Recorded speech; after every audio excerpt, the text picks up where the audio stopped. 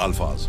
गहरे जंगल के बीचों बीच एक सरसब्ज और शादाब वादी थी। इस वादी में ऊंचे दरख्त, बहते चश्मे और रंग बरंगे फूल थे। इसी जंगल का बादशाह एक ताकतवर शेर था जिसका नाम शेरान था। इसकी धाड़ से पूरा जंगल कांप उठता था। सब जानवर इससे डरते थे, मगर दिल ही दिल में उसकी बहादुरी और ताकत की इज्जत भी करते थे। इसी जंगल में एक खूबसूरत और नेक दिल हरन रहता था जिसका नाम नूरा था।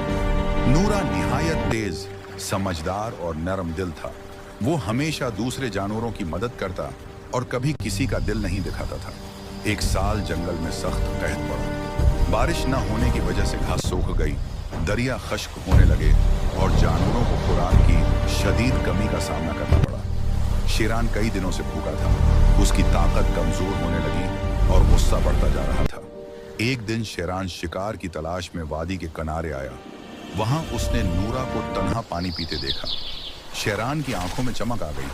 वो आहिस्ता आहिस्ता आगे बढ़ा ताकि अचानक हमला कर सके, मगर जैसे ही शेरान ने छलांग लगाई, उसका पंजा एक पुराने शिकारी के बिछाए हुए जाल में फंस गया। शेर जोर से दहाड़ा, मगर जाल बहुत मजबूत था। जितना वो जोर लगाता, इतना ही जाल उसके पंजे में गड़ता जाता। नूरा ये मंजर देखकर खौफजदा हो गया, मगर भागा नहीं। उसने हिम्मत की और आहिस्ता आहिस्ता शेर के करीब आया।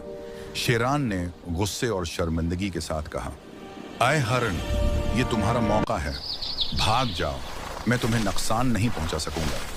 नूरा ने नरमी से जवाब दिया, जंगल में मुसीबत में पड़े किसी को छोड़ देना मेरी फितरत नहीं, चाहे वो मेरा दुश्मन ही क्यों ना हो।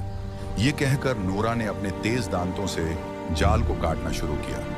काफी देर की मेहनत के बाद जाल टूट गया और शेर आजाद हो गया। शेरान हैरान रह गया। उसकी आंखों में गुरूर के बजाय शुक्रगुजारी आ गई। शेरान ने सिर झुकाकर कहा, नूरा, आज तुमने साबित कर दिया कि असल ताकत रहम और एहसान में है। मैं तुम्हारा ये एहसान कभी नहीं भूलूंगा। चंद दिन बाद शिकारी दोबारा जंगल में आए। उन्होंने नूरा को पकड़ने के लिए गहरा गड्ढा खोद दिया। नूरा इसमें गिर गया और बाहर निकलने की कोशिश करने लगा, मगर नाकाम रहा।